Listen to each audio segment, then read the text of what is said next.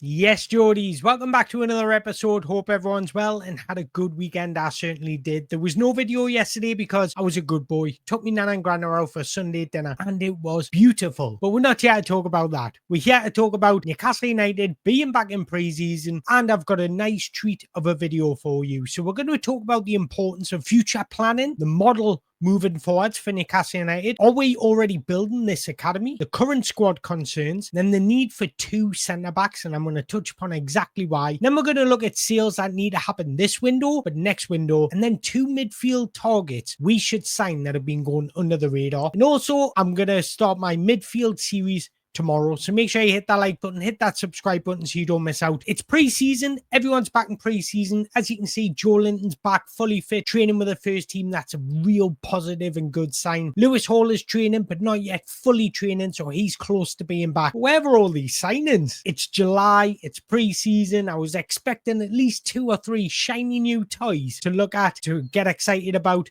Where's Anthony Elanga? Is Callum Wilson back in pre-season? Is John Ruddy there? It looks like John Ruddy had signed a contract extension, and I don't know why. So there's no shiny new toys to get excited about. You've got Alexander Isak wearing a Liverpool top. I'm joking. Don't bite me head off in the comments. I'm only joking. But we're back in pre-season, so that's a sign. But we have signed somebody. It's not a player. It's not a manager. It's actually a set-piece coach. We've signed Martin Mark from Michelin. So he was signed yesterday as Newcastle United's new set-piece coach. And look, set pieces can be the difference between winning a game, losing a game, or drawing a game. So I actually don't mind this. I think every club should have a set piece coach. We're seeing him at Arsenal. They were just scoring set pieces for fun under Nicholas Jova. Who is he? Well, he's had a decade of coaching experience at Danish club Michelin, who, in my opinion, are one of the most innovative clubs when it comes to youth development. So he actually could help with a bit of that. He was appointed role of head of set pieces back in 2022. And in a recent interview, he states that he works 90% on attacking set pieces and 10% on defensive set pieces. And in the 2023-24 season, Mark oversaw the team score 29 set-piece goals en route to title success. In the season prior to that, they scored 32 set-pieces in the league. It's what we're all moaning about. We've actually signed somebody. We've brought somebody into the club. But in reality, we need to start getting signings over the line because the season isn't far away. I do think Anthony Elanga will get done. I do think James Trafford will get done. But boy, have we got a lot to do, because if you look at our squad, the guys in red who I think should be sold this summer, the guys in green who are players that are aging and probably getting sold next summer.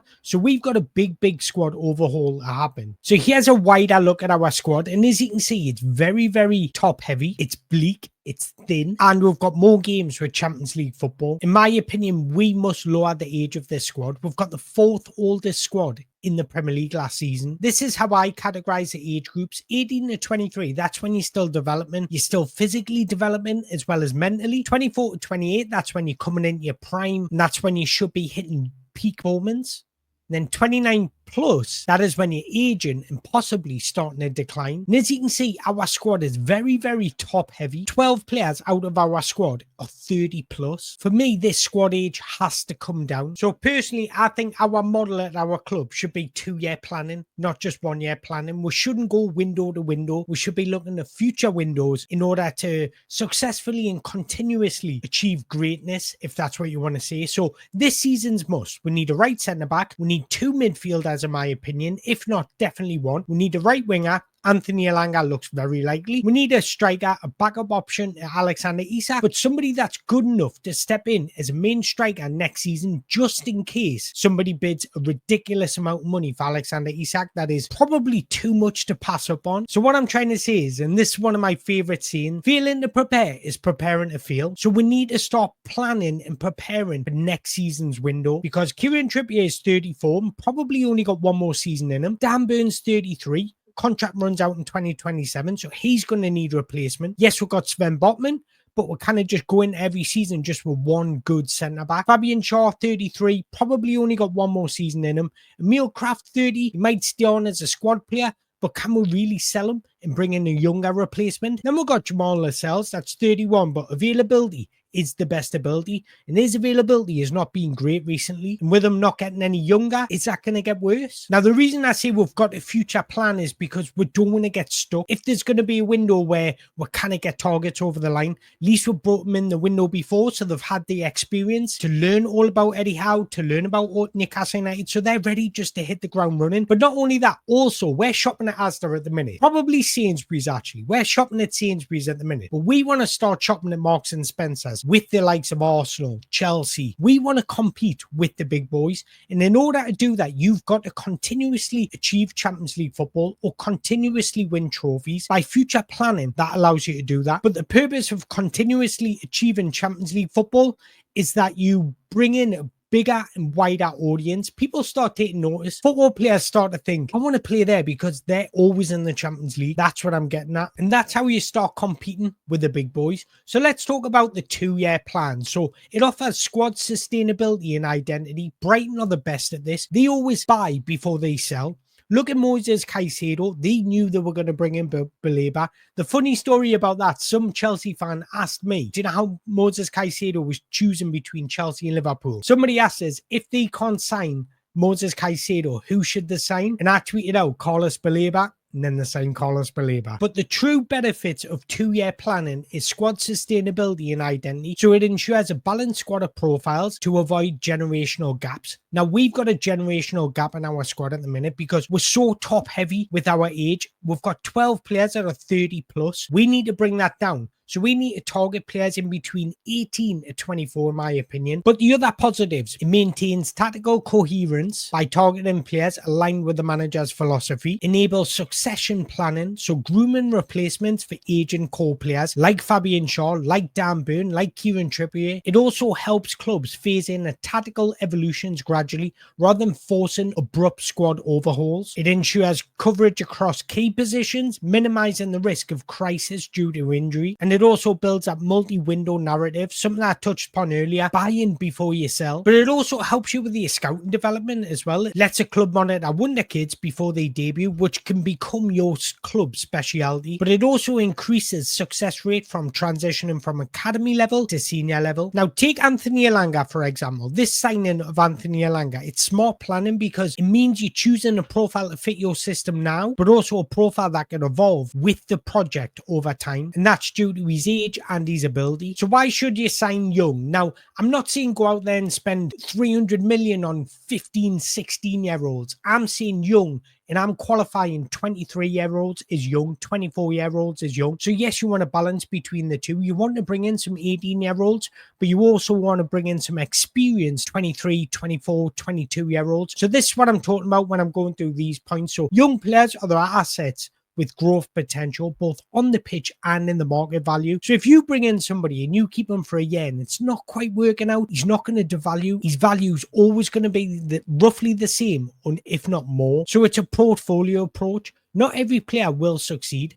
And that's just life. That's just the law of averages. There's risks with every single signing. But if you sign a young player, there's less risk because 9 times out of 10, you're going to get your money back. So if you bring in 5 players, you might miss on 2 players, but as long as the overall squad's profiting, that's a benefit. But if you bring in a 29-year-old, he's not going to have much sell-on clause. But the ideal model, in my opinion, is to develop a core that grows together, reducing the reliance on short-term fixes. So your long-term planning, so it allows you to build a squad to be successful over a longer period of time. It also prevents last-minute panic buys that strain profitability and sustainability regulations. It also empowers smarter investment in higher upside talent before price inflation hits. And we all know every club is pretty much struggling, unless you're Chelsea, with PSR. So it exploits the market inefficiencies, buys low from undervalued leagues or profiles. And if they don't really excel at your club, you can always move them on. So what I'm trying to say is that creates a pipeline of talent that can be sold later down the line or reintegrated in your squad later down the line. But I also think we should be looking at a sister club model, because when you're bringing in these players, you want them to play first team football. Now, loaning them out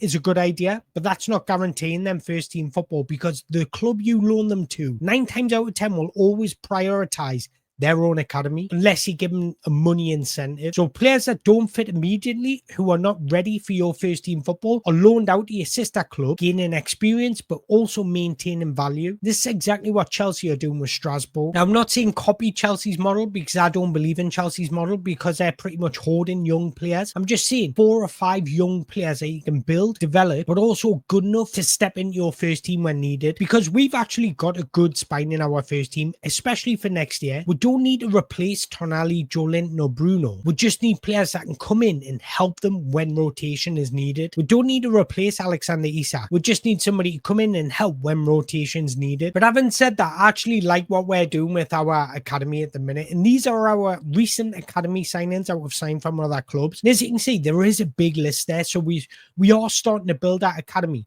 Not every player will come into our first team. Not every player will ever play for Newcastle United. But if we can sell them on for a profit, it helps with PSR regulations. Now, there's some players on there that I really am excited about. There's some players on there that I think depends how they develop, how they physically improve as well. And there's some players on there that I don't think will ever reach Newcastle United's first team. And that's okay. We're giving these lads an opportunity to come into our first team. Now it's up to them to deliver, but it's also up to coach them into better players. Now, if they don't reach our first team, that's okay. We can sell them on for a profit, which helps us build our first team in future transfer windows. So this is exactly the model we should be doing because it's sensible and it's clever. But we are starting to build our academy with different profiles, different players, different ages, which is absolutely vital because some will absolutely fit your squad, but some might fit squads elsewhere. And that's where we need to be good at marketing these players to get the best value for them. But the importance of a big squad in today's football is absolutely massive because the intensity, the physicality, the athleticism, the energy that every player gives out in each game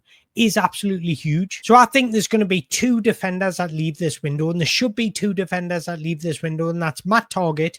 He's only played 47 appearances since 2021 for Newcastle United. Brutally, I'm going to say it, he's not good enough and he's not used enough to take Newcastle to the next level. And then there's Harrison Ashby. He's not needed. Tino can cover at left back should anything happen to Lewis Hall, while Trippier fills in for Tino at right back. Again, brutally, he's not Champions League level, but there is other players that will need replacing over the next 2 or 3 windows. So my point in this is, if there is a right back that's available now, bring him in, because Trippier is going to end at Newcastle United next season. So you're already planning for Trippier's departure. So the defenders that could need replacing next summer is Dan Burn. Yes, we've got Sven Botman, but he can't play every minute of every game, and we all know he's injury record. Kieran Trippier, yes, we've got Tino, but he can't play every minute of every game. Fabian Shaw, yes, we're going to bring in a right centre-back, but again, that right centre-back that comes in can't play every minute of every game. Emil Kraft, probably stay around as a squad player. Jamal Lascelles, as I mentioned before, availability is the best ability, and if you're not available, you're no use. Then there's also midfield exits, and there's 2 players that have been reported to leave Newcastle United this summer. That's Sean Longstaff,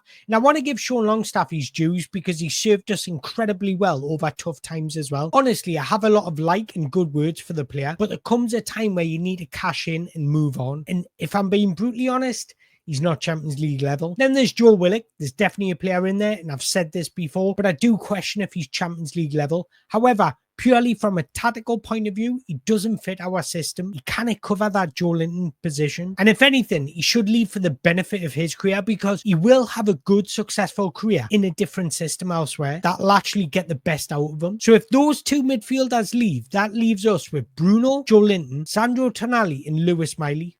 4 midfielders going into a campaign with Champions League football. This is why I'm saying we need 2 midfielders this window. At least 1 midfielder is vital. A midfielder that's capable of playing many different roles. So don't forget, guys, I've got my midfielder series starting tomorrow. But there's 2 midfielders that I think Eddie Howe would absolutely love to work with and stylistically fit exactly what Newcastle United are looking for. One for a Bruno replacement, or should I say understudy. And the other one could be a Joelinton replacement, but it also could cover for Tonali. They're both very young. And the first one is Lennon Miller from Motherwell. 18 years old and he stands at 6 foot. He's already captained Motherwell and he's a dynamic central midfielder who blends technical sharpness with tactical maturity beyond his years. So what's his tactical profile like? He's versatile, primarily a number 8, but he's comfortable playing as a deep line playmaker or an advanced midfielder. So he can play that box-to-box midfielder role, or he can be that controller as a number 6. So when I watch him play, I really do see him as a complete midfield prospect. He thrives in a system that demands press resistance, vertical progression, and tactical flexibility. So his key traits: decision making, plays with composure and clarity, rarely rushed in possession, and that's what I like about him. He's so mature for his age. He's got an excellent first touch, close control, especially under pressure. He's progressive in his play, so he drives the ball forwards, often initiating attacks from deep. But he's also got that defensive awareness. He reads passing lanes well, contributes tackles and interceptions, but he works tirelessly, covers ground relentlessly, pressing and recovering possession. Then my second option is Kees Smit, who's a Dutch youth international. Plays for AZ Alkmaar. He's 19 years old and he stands at 6 foot again. He's already emerging as one of the most standout talents in the Netherlands youth setup, and he's on the cusp of a breakthrough. Now again, he's a versatile midfielder, primarily a number 8 or a number 10, but he's comfortable as a deep line playmaker or an advanced midfielder. He's a technically gifted centre midfielder with a style that blends Dutch positional discipline with creative flair. So his key traits: ball progression, excellent at receiving under pressure and turning into space, often initiating attacks with vertical passes. He's got excellent spatial awareness, finds pockets of space between the lines, and always adjusting his position to support and build-ups. So sometimes he does move unselfishly to create space for others. Such an intelligent footballer. He's also got that creative flair, and this way I think you'd be good understudy to Bruno, capable of long-range goals and clever touches in the final third. You've just got to watch his youth-level performances to understand it. What I really do like about him, his work rate combines tactical discipline with energy off the ball. He often presses high and recovers in deep. So again, both those players stylistically fit what Eddie Howe was looking for. Eddie Howe would love his profile to develop. I generally think these are the types of midfielders we should be targeting, because these midfielders are yet to really break into that mainstream media. So if we buy them low, even if they don't fit into our system, they will have a good sell-on close. But I've got no doubt these midfielders would, because one, Eddie Howe, he's unbelievable at improving players. Two, these two midfielders do have a very high ceiling. But I want to hear your thoughts on that, because I generally think that we're going to have a big squad overhaul in the next 2 or 3 windows, and I think we should be starting to plan it for it now, because our squad is very old. We need to bring that age gap down, because of the likes of Fabian Shaw, Dan Burn, Kieran Trippier are not going to get any sharper. If anything, they're going to decline in pace and speed of thought wise. So I want to get your thoughts on that. Do you agree with me or do you disagree? And also, I'm going to be starting my midfield series tomorrow. There's so many midfielders to talk about. It's unbelievable. I've started the list and the list is absolutely insane. So it's going to be a good series. But if you've got any recommendations, let me know in the comments below. But if you've enjoyed this video, make sure you hit that like button, hit that subscribe button. And until next time, away the lads.